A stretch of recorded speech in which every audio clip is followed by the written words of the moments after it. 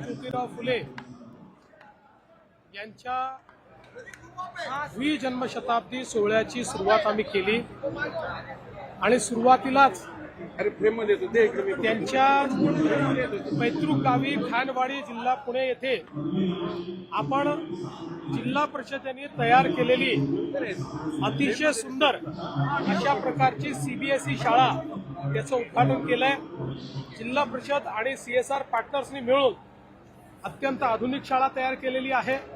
या ठिकाणची लॅब आधुनिक आहे, इथे एआय लॅब देखील आपल्याला पाहायला मिळते, इंडस्ट्री 4.0 लॅब देखील पाहायला मिळते आणि त्यासोबत सीएसआर पार्टनर्सनी इथल्या मुलींना सायकल दिल्यामुळे त्यांनाही येण्याकरता फायदा होणार आहे। एक या ठिकाणी हॉस्टेलची पण व्यवस्था करण्यात आलेली आहे।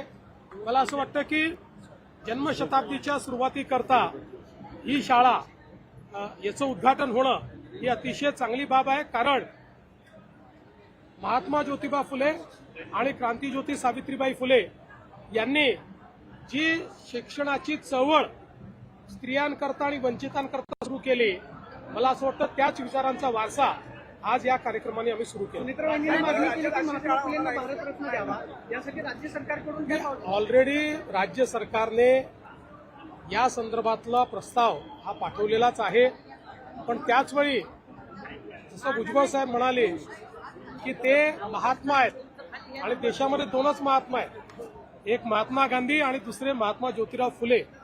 त्यामुळे मला असं वाटतं कुठलाही पुरस्कार किंवा कुठल्याही अशा प्रकारचं एक प्रकारे सर्वोच्च पुरस्कार मिळणं हे तर चांगलंच आहे, पण त्यांचं व्यक्तिमत्व कुठल्याही पुरस्कारापेक्षा मोठं आहे।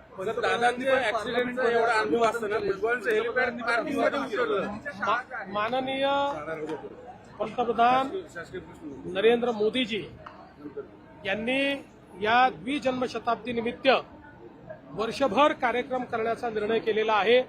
त्याकरता एक मोठी समिती त्यांनी देखील तयार केलेली आहे आणि निश्चितच सातत्याने महात्मा ज्योतिराव फुले आणि क्रांतीज्योती सावित्रीबाई फुले यांना अभिवादन करत त्यांच्या विचाराचा वारसा चालवण्याचा प्रयत्न ते करत असतात।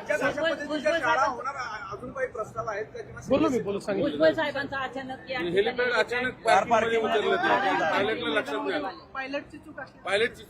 मी निश्चितपणे हे चेक करेन, मला आता त्याची कल्पना नाही त्यामुळे बोलू शकणार नाही, पण निश्चित तात्काळ या संदर्भातील चौकशी मी करेन।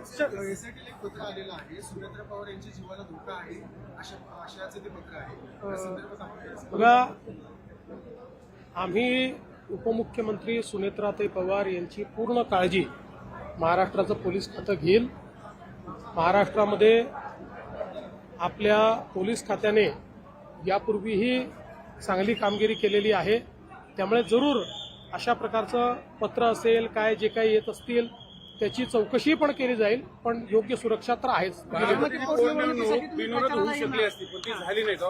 मला असं वाटतं की मेजर पक्षांनी तर त्या ठिकाणी सहकार्य केलंच आहे, पण आता ज्यांनी केलं नाही ते केवळ या ठिकाणी आपलं नाव छापून आलं पाहिजे, थोडी प्रसिद्धी मिळाली पाहिजे, याकरता ही मंडळी उभी आहे। ठीक आहे सर, मनीषा म्हैसकरांचा एक प्रश्न आहे। आपण पाहतोय की पुरंदरमधनं मुख्यमंत्री फडणवीस बोलतायत, त्यांनी पत्रकारांशी संवाद साधला। यावेळी महात्मा फुले यांच्यासोबतच महाराष्ट्रातल्या सद्यस्थितीवर सुद्धा त्यांनी भाष्य केलेलं आहे। सुनेत्रा पवारांची आम्ही काळजी घेऊ असं वक्तव्य करत राज्याच्या राजकारणावरही त्यांनी भाष्य केलेलं आहे।